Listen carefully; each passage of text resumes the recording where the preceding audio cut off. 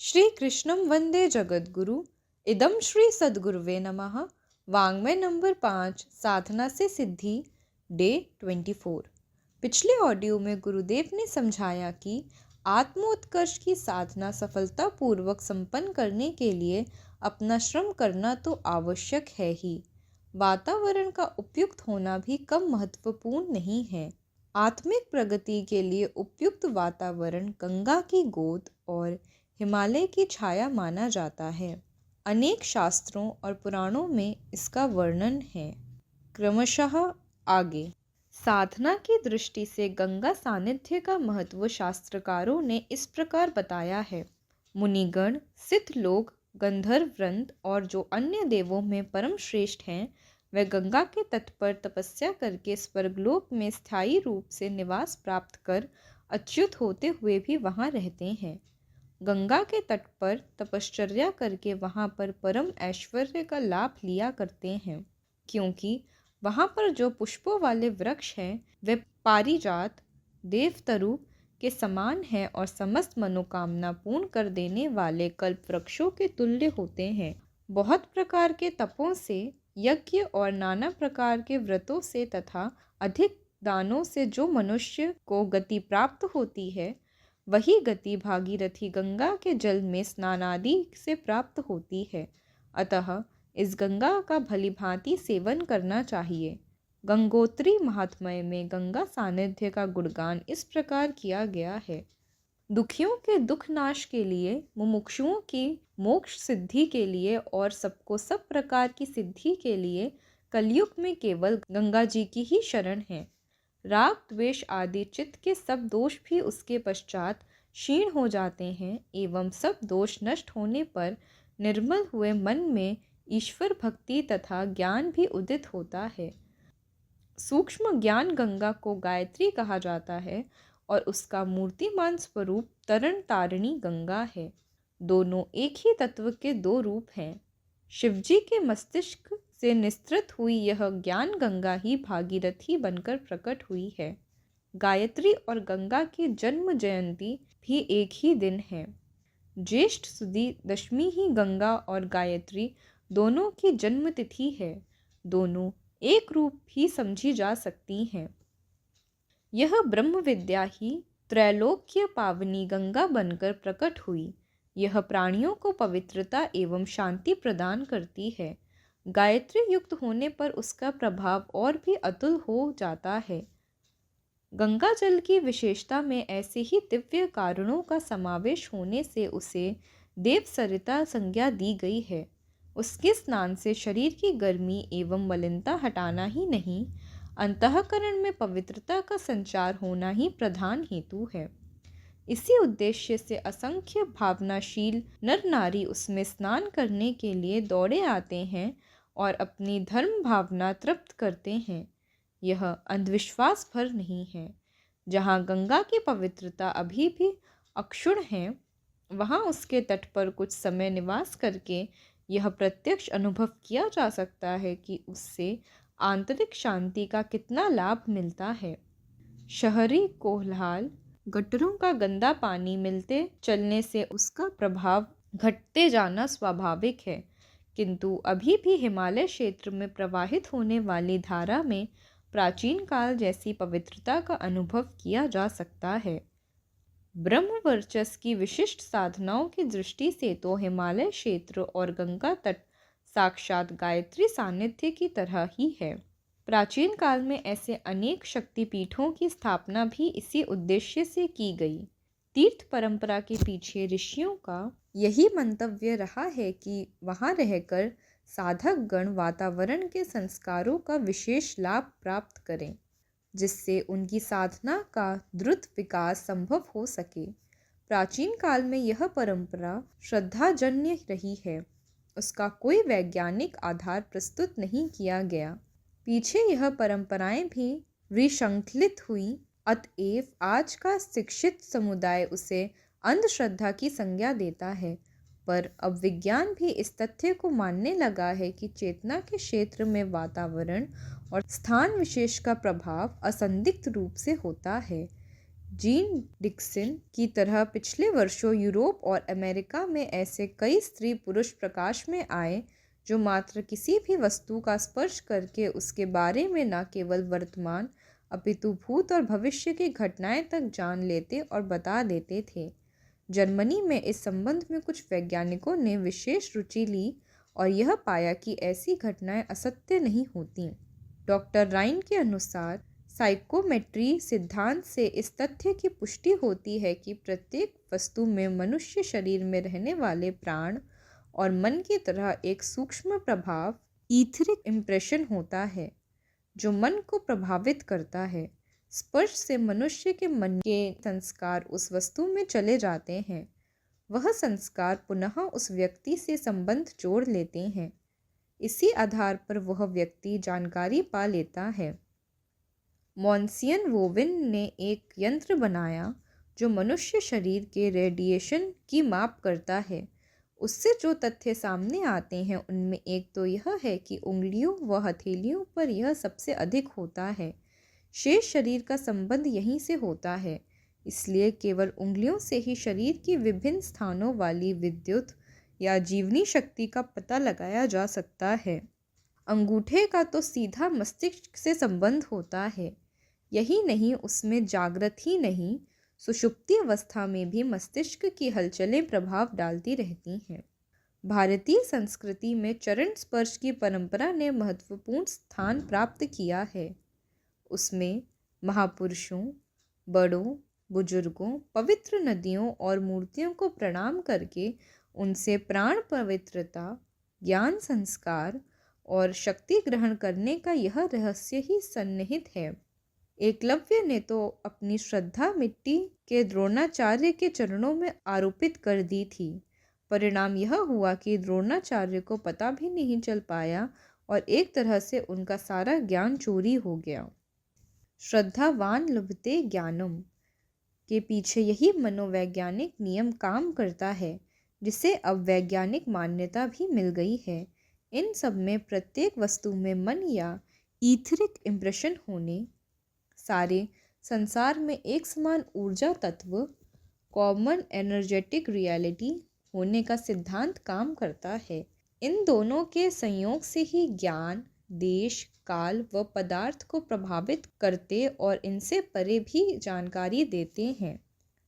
प्रकृति विविधा है, पर उसमें एक ही मौलिक तथ्य काम करता है। उसी से उसे ऊर्जा मिलती है, विकास के साधन मिलते हैं, अभिव्यक्ति मिलती है।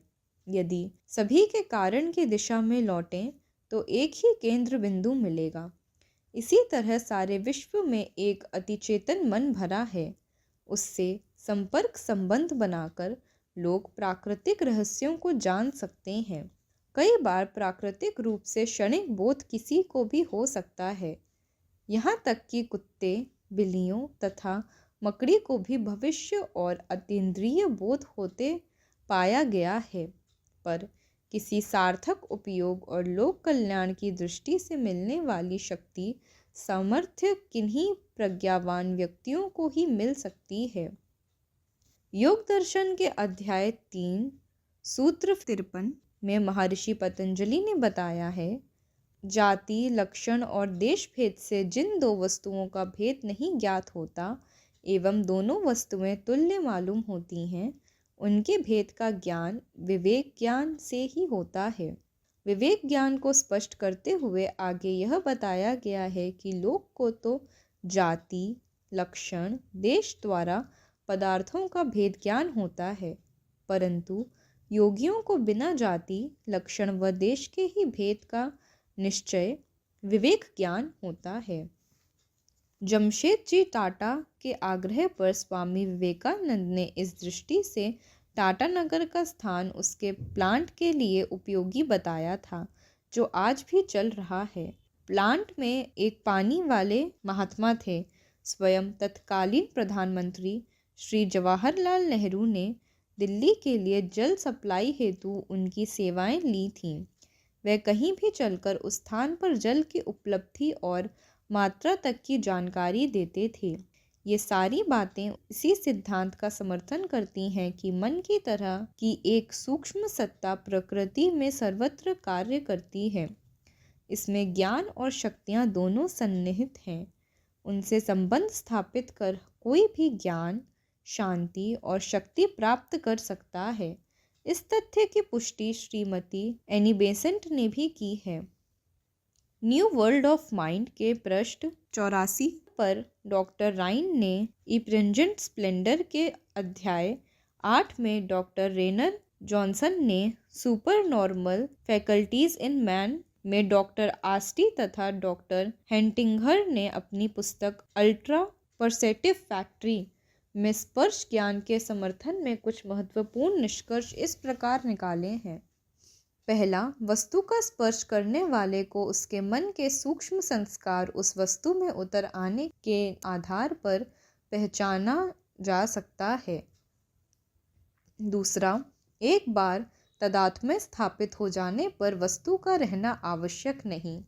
तीसरा, यदि वस्तु से व्यक्ति का संपर्क वर्षों पहले हुआ और अब वह व्यक्ति नहीं भी हो तो भी उसके बारे में न केवल जाना जा सकता है अपितु उसके प्रकाश, उसकी क्षमताओं को भी जाना और ग्रहण किया जा सकता है।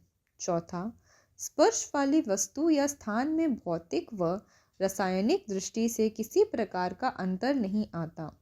यदि उसके स्वरूप में कुछ परिवर्तन भी हो जाए तो भी वह संस्कार कहीं नहीं जाते। पांचवा, व्यक्ति जितना प्राणवान या शक्ति संपन्न होगा उसी अनुपात में अनुभूति अधिक स्पष्ट होगी। डॉक्टर जॉनसन ने इस साहसिक ईथर सिद्धांत की जो फलश्रुतियाँ निकाली हैं वे मंदिरों, पवित्र जल, भस्म, देवालयों और सिद्धपीठों की उपयोगिता का दर्शन कराते हैं। सिद्धांत एक ही है कि ऐसे स्थानों में महापुरुषों के मन और उनके संस्कार उस भूमि के कण-कण में बस जाते हैं और उनका चिरकाल तक अस्तित्व बना रहता है।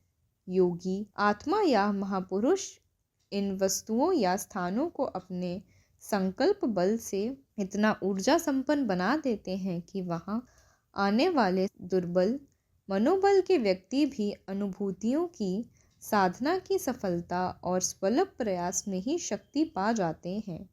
यह शक्ति आत्म विकास का तो प्राण ही है, पर यह शारीरिक, मानसिक और सांसारिक कठिनाइयों में भी उपयोग होती है।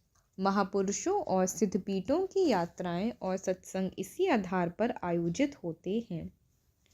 ऐसे स्थानों पर सम्मिलित मन शक्ति, एसोसिएटेड साइकिक ईथर विनिर्मित हो जाता है। एक ही तरह की पवित्रता, करुणा, उदारता और महानता के संस्कार उमड़ते रहने से उस स्थान पर उन संस्कारों का पुंज बन जाता है, जिससे वहां पहुंचने वाले दुष्ट और दुराचारी, कमजोर मनस्थिति या भूत प्रेत आदि बाधाओं से ग्रस्त लोग भी जाकर प्रसन्नता अनुभव करते और शक्ति लेकर लौटते हैं। गायत्री तपोभूमि मथुरा, ब्रह्मवर्चस एवं शांति कुंज हरिद्वार को इसी तरह प्रयत्नपूर्वक संस्कारित किया गया है। ये संस्कार सैकड़ों वर्षों के लिए नहीं हिल सकते, अपितु ऐसे स्थान पर समर्थ सत्ता की स्फुरणाओं, स्पर्शजन्य पवित्रता का, भावनाओं का चिरकाल तक लाभ लिया और अपनी उपासना को शीघ्र सफल किया जा सकता है। ब्रह्मवर्चस साधना के समय गंगा स्नान एवं गंगा जल पान से शारीरिक आरोग्य, मानसिक स्फूर्ति एवं भावनात्मक शांति की प्राप्ति स्वाभाविक है। माँ गंगा की गोद भावनाशील लोगों को भाव भरी आनंदानुभूति प्रदान करती है। सूक्ष्म दृष्टाओं के अनुसार गंगा प्रवाहमान देव सत्ता है। हरिद्वार तक की गंगा के तट में इस हिमालयी क्षेत्र में हजारों वर्षों तक तप परंपरा को बनाए रखने वाले योगियों, ऋषियों और महात्माओं की प्रज्ञा के संस्कार प्रभावों को साधक स्पष्ट अनुभव करते हैं। भगवान राम, लक्ष्मण, भरत एवं शत्रुघ्न अंतिम दिनों में तप के लिए इसी क्षेत्र में आए थे। सप्त ऋषियों ने हिमालय की छाया और गंगा की गोद में ही अपनी तपस्थली बनाई थी। ब्रह्मवर्चस्व साधना के लिए गंगा की गोद, हिमालय पिता की छाया, सप्त ऋषियों की सुसंस्कारित तपोभूमि, ये ऐसी विशेषताएं हैं जो अन्यत्र दुर्लभ हैं। इसके साथ ही युग निर्माण अभियान के सूत्र संचालकों का दिव्य संरक्षण तो एक ऐसी विशिष्टता है जो अनुपम ही है। इस दिव्य वातावरण, संस्कारवान भूमि में साधकों को दिव्य संरक्षण, मार्गदर्शन, प्रकाश और अनुदान की जो व्यवस्था सुलभ होती है, वह ब्रह्मवर्चस्व की उच्च स्तरीय साधना में उनके लिए श्रेष्ठतम सहायता सिद्ध होती है। प्रभावी प्रशिक्षण के लिए उपयुक्त वातावरण की आवश्यकता। अब यह स्पष्ट होता जा रहा है कि युग संधि की इस वेला में समस्त विश्व को समझदारी, ईमानदारी, जिम्मेदारी, बहादुरी और दयानतदारी का पाठ नए सिरे से पढ़ाना होगा। बिखराव और टकराव को एकता समता के केंद्र पर केंद्रीभूत करना पड़ेगा। इसके बिना शक्तियों का दुरुपयोग रोकना और उन्हें सृजन के सत्प्रयोजनों में नियोजित कर सकना संभव न होगा। उज्जवल भविष्य की संभावना इतना बन पड़ने पर ही सुनिश्चित हो सकती है। इस अति महत्वपूर्ण और अति व्यापक तैयारी के लिए करोड़ों की संख्या में सृजन शिल्पियों को विभिन्न मोर्चों पर उतारना पड़ेगा। अभाव साधनों का नहीं है, शक्ति संपादन के स्रोत भी अगणित हैं। कुशलता भी बड़ी मात्रा में मनुष्य समुदाय ने अर्जित कर ली है। कमी केवल एक ही पड़ रही है, उदारमना प्रतिभाशाली व्यक्तित्वों की। यदि उन्हें जुटाया जा सके तो अन्य सभी कमियों को पूरा करना और समस्याओं को हल कर लेना कुछ भी कठिन न रह जाएगा। इन दिनों करने योग्य तो अनेक काम हैं। गरीबी हटाओ, शिक्षा बढ़ाओ, साधन जुटाओ जैसे कार्यों को प्रमुखता दी जा रही है, सो ठीक है, पर इससे भी अधिक प्रमुखता देकर उस कमी को पूरा करना है जिसके आधार पर जन जन में नवचेतना का संचार संभव हो सके। स्मरण रहे कि जले हुए दीपक ही दूसरे को जला पाने में समर्थ हो सकते हैं। दीपकों का अनुकरण करने के लिए प्रत्यक्ष आधार खड़े करना ही वह समर्थ माध्यम है जिसके सहारे विचारणाओं, मान्यताओं और तदनुरूप गतिविधियों का उच्च स्तरीय सूत्र संचालन संभव हो सकता है। इस युग संधि वेला में इसी अभाव को पूरा करने की बात को प्रमुखता दी जानी चाहिए। अखंड ज्योति परिवार ने अपने समुदाय में से 1 लाख सृजन शिल्पी विश्व मानवता के चरणों पर अर्पित करने का संकल्प लिया है। उसे पूरा करने में प्राणपण से कटिबद्ध भी होना है। योजनाबद्ध रूप से प्रयत्नशील होने पर ही भारी भरकम लक्ष्य तक पहुंचना संभव हो सकेगा। यूं समग्र आवश्यकता को देखते हुए सृजन शिल्पियों की यह संख्या दिखती तो बहुत कम है, परंतु आशा की जानी चाहिए कि प्रचलन चल पड़ने पर एक पुर्जा दूसरे को धकेलते घसीटते हुए समय की महती मांग का कुछ कहने लायक अंश पूरा कर सकेगा। संबंध लोगों में से भावनाशीलों को शांति कुंज में 9 दिवस वाले और 1 महीने वाले वरिष्ठ परिजनों के लिए निर्धारित सत्रों में सम्मिलित होने के लिए बुलाया जाता है। औसत 8,500 वार्षिक अर्थात प्रायः 700 व्यक्तियों को प्रतिमाह आवश्यक प्रेरणा और प्रतिभा देकर उन कार्यों में जुटाना है जिनके आधार पर नवयुग का वातावरण बन सके, 21वीं सदी के उज्जवल भविष्य का आधार बनने वाला प्रभात पर्व अपने उदय का प्रमाण परिचय दे सके। यह अपनी हिस्सेदारी है। आशा की जानी चाहिए कि इस मॉडल को खड़ा होते देखकर अन्य नए प्रतिभाएं भी अपने अपने हिस्से का दायित्व संभालेंगी और समग्रता के लिए जो शेष है उसे पूरा करेंगी। धर्मतंत्र को माध्यम बनाकर लोक शिक्षण की प्रक्रिया आशातीत उत्साह के साथ चल रही है। कोटि कोटि व्यक्तियों के दरवाजों पर अलख जगाने और नवसृजन की प्रेरणा उभारने का काम चल रहा है। दीप यज्ञों को प्रचार आयोजनों का स्वरूप दिया गया है। उनमें सम्मिलित होने वाले युग चेतना को ज्वलंत बनाने के लिए समग्र दान अंशदान का संकल्प लेते हैं। युग साहित्य के पठन श्रवण से, साप्ताहिक सत्संकल्पों के माध्यम से, उनकी संगठन आत्मसाधना और नवसृजन के क्रियाकलापों को कार्यान्वित करने की विधा क्रमबद्ध रूप से चलती रहती है। इसी समुद्र मंथन में से कुछ उदीयमान प्रतिभाएं हस्तगत होती हैं। इन्हें शांति कुंज के सत्रों में सम्मिलित होने की प्रेरणा दी जाती है। कुम्हार अपने कच्चे बर्तनों को सुखाकर इकट्ठा करता है और आवे में एक साथ पकाता है। इसी प्रक्रिया का एक रूप शांति कुंज के शिविर योजना है, जो इन सत्रों के माध्यम से आरंभ से ही चल रही है और लक्ष्य पूरा होने तक अनवरत रूप से चलती ही रहेगी। स्कूली शिक्षण तो गांव-गांव चल सकता है। उसके लिए उपयुक्त शिक्षा प्राप्त शिक्षक भी पाठ्यक्रम पूरा करा सकते हैं। पर जहाँ तक भाव संवेदनाओं के उभारने का, श्रद्धा संवर्धन का प्रश्न है, यह कार्य चाहे जहाँ चाहे जिसके द्वारा संपन्न नहीं हो सकता। उसे शिल्प शिक्षा की तरह कोई भी कारीगर किसी भी जगह बैठकर संपन्न नहीं कर सकता। अंतराल की गहराई में प्रवेश करके प्रसुप्त श्रद्धा को उभारने के लिए ऐसा माहौल भी चाहिए जहाँ कथनी और करनी की आदर्शवादी उत्कृष्टता पूर्ण रूप से जागृत और जीवंत पाई जा सके। शांति कुंज में ऐसी ही व्यवस्था मुख्यतः आध्यात्मिक संस्कारों को आगे रखकर बनाई गई है।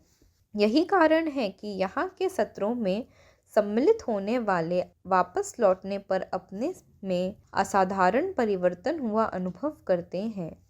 चिंतन, चरित्र और व्यवहार में ऐसी उथल पुथल हुई देखते हैं जिसे कायाकल्प के समतुल्य कहा जा सके। आदर्शवादी कथन और लेखन सरल है, पर उनका प्रभाव तभी पड़ता है जब प्रतिपादनकर्ता अपने जीवन क्रम में उस विधा का तालमेल पूरी तरह बैठा सके। इसके अतिरिक्त इस प्रयास के साथ एक और विधा जुड़नी आवश्यक है। वह है शिक्षा के साथ साधना का समन्वय और उसके लिए उपयुक्त प्राणवान वातावरण। यह भी किया जा सकता था कि लोगों का खर्च और समय बचाने के लिए स्थान स्थान पर छोटे छोटे सत्र नियोजित किए जाएं।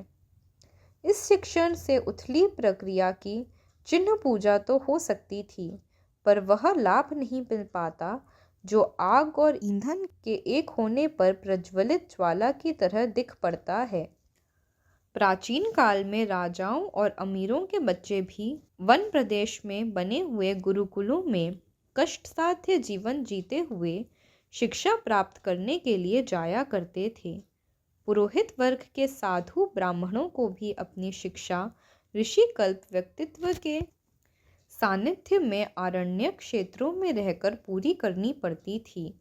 महान तपश्चर्याओं का इतिहास हिमालय क्षेत्र के साथ जुड़ा हुआ है। तीर्थ स्थानों में लोग इसलिए जाते थे कि यहाँ से जुड़ा हुआ पुरातन इतिहास अपनी प्रबल प्रेरणाओं की भाव संवेदनाओं को छलछला देता है।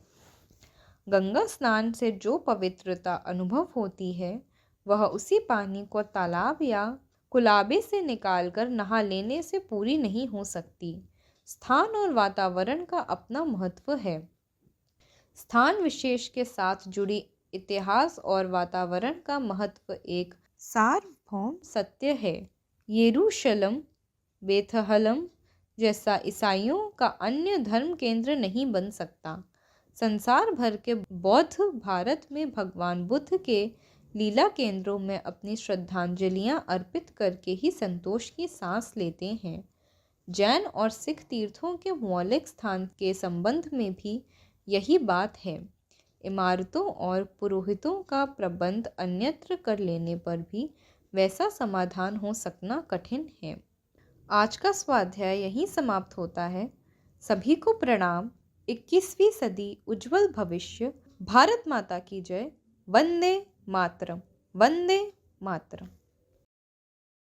वाङ्मय अथवा साहित्य शब्द विचार और भावना का दिव्य संग्रह है। परम पूज्य गुरुदेव पंडित श्री राम शर्मा आचार्य जी की इस धरोहर को ऑडियो रूप में सुनने के लिए चैनल को लाइक करें, सब्सक्राइब करें और नोटिफिकेशन को ऑन रखें और गुरुवाणी को जन जन तक पहुंचाएं। हृदय से आभार।